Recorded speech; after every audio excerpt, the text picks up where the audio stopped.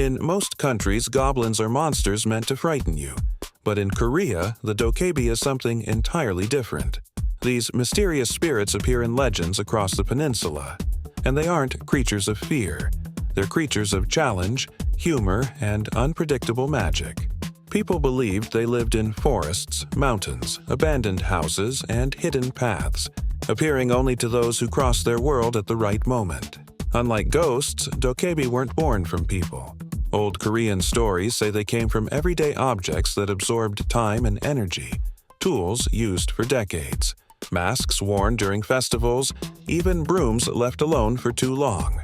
When an object had lived long enough, its spirit awakened, forming a Dokkaebi with a unique personality. Some were friendly, others were mischievous, but almost none were evil. One of the most famous pieces of Dokkaebi lore is the Bangmangi, the magical club that can create anything its owner wishes for. Gold, food, clothes, anything.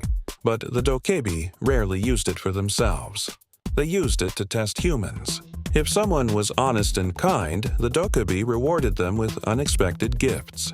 If someone was greedy, the Dokkaebi played tricks, sometimes harmless pranks, sometimes clever lessons, to reveal the truth of a person's character. There's a well-known story of a fisherman who kept meeting the same Dokkaebi every night.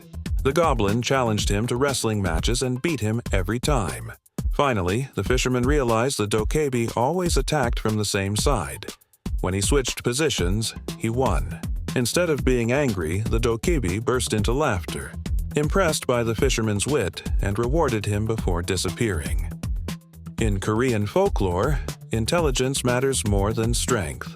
Dokkaebi stories weren't about terror, they were about reflection.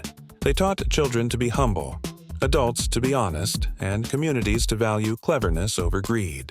Even today, the Dokkaebi appears in Korean art, dramas, games, and mascots. Not as a villain, but as a symbol of curiosity and unexpected wisdom. So when you see a horned Korean goblin in an old painting or statue, remember this: the Dokkaebi isn't there to scare you.